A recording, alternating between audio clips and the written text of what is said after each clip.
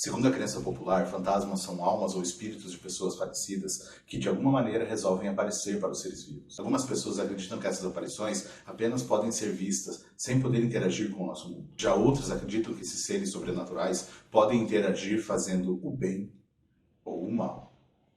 Mas uma coisa todo mundo concorda: filmes com fantasmas são muito bons. Daê, eu sou o Marcelo Ômega e seja bem-vindo a mais um Arena Filmes. Hoje eu trago para vocês aqui algumas dicas com filmes que falam sobre fantasmas. É uma pequena lista com 3 filmes que são disponíveis no catálogo da Netflix e que falam sobre essas entidades paranormais que assombram os nossos sonhos desde criancinha. E se você gosta de dicas da Netflix, aproveita e já se inscreve aqui no canal, porque a gente tem muito vídeo com muita dica do que assistir e do que não assistir também na Netflix. Então quando você estiver meio perdido, não sabe o que vai assistir, qual série assistir, qual filme, corre aqui, assiste um dos nossos vídeos do canal, pode ser um vídeo antigo, esse mesmo vídeo aqui, ou algum vídeo que a gente vai lançar ainda no futuro, que com certeza vai ter alguma dica que você vai gostar. E só para avisar, essa lista aqui traz dicas de 3 filmes de terror, mas filmes de terror que falam exclusivamente de fantasmas, ou que pelo menos o plot principal do filme seja fantasmas. Então filmes de terror com outros temas, com, sei lá, demônio, assassinos, ou qualquer outra coisa do gênero assim, não estão presentes nessa lista, ok?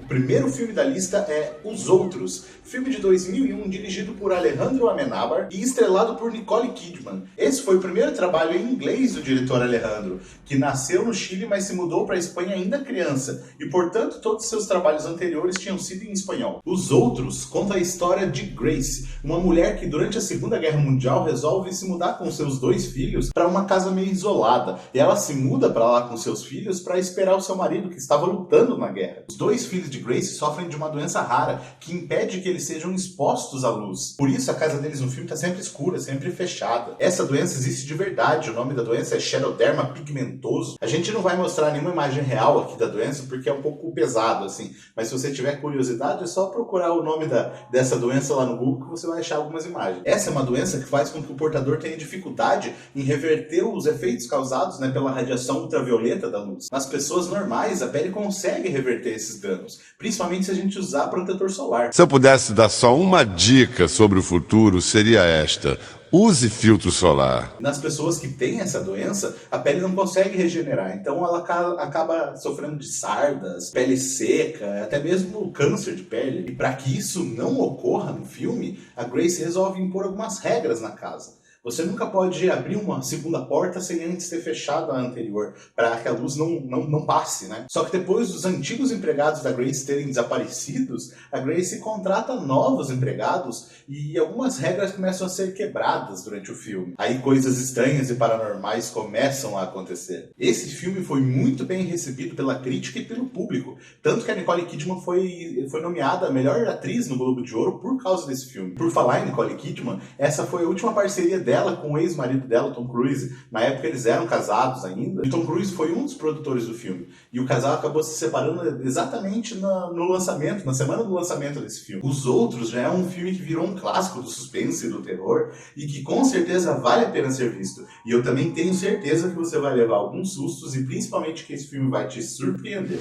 No filme Evocando Espíritos, de 2009, Matt, o filho do casal Sarah e Peter, é diagnosticado com câncer, e para facilitar, a família toda se muda de casa, indo morar mais próximo à clínica onde o Matt ia fazer o tratamento. Peter e Sarah acabam achando uma casa mais baratinha na região, uma casa que ninguém queria comprar, e os dois resolveram embarcar nessa, Compraram a casa e se mudaram para lá. Só que depois de um tempo, o Matt começa a ter algumas mudanças no seu comportamento. Ele começa a dizer que está tendo visões, que está vendo gente dentro da casa, vultos. Aí a Sarah e o Peter resolvem investigar um pouco mais sobre a casa, o que acontecia com ela, e eles acabam descobrindo o porquê que a casa era tão mais barata que as outras casas da região. Eles descobrem que na casa funcionava um centro onde os antigos moradores buscavam contatos com os espíritos. O filme, em inglês, o título original é The Haunting in Connecticut, e ele é baseado numa história, num documentário que foi exibido pela Discovery em 2002, chamado A Haunting in Connecticut. Dizem que a história desse filme é uma história real,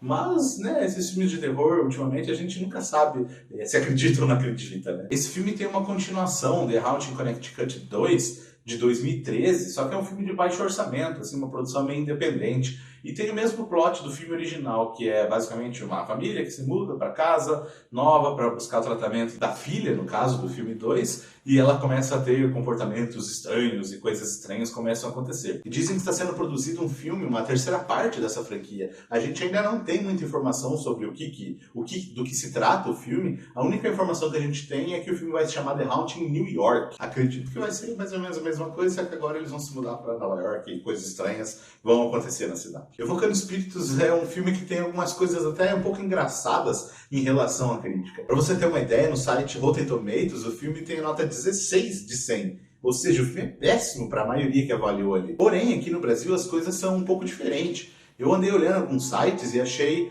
uma nota 4/5 para o filme, 4,5/5 no segundo site, e no terceiro, acredita, ele é 10/10. É 10/10! Então, para a gente ter um veredito e saber com qual povo você concorda, se é com os brasileiros ou com os norte-americanos, vai lá, assiste o filme e dê a sua nota. Corre lá, assiste, volta aqui e diz pra gente o que você achou do filme.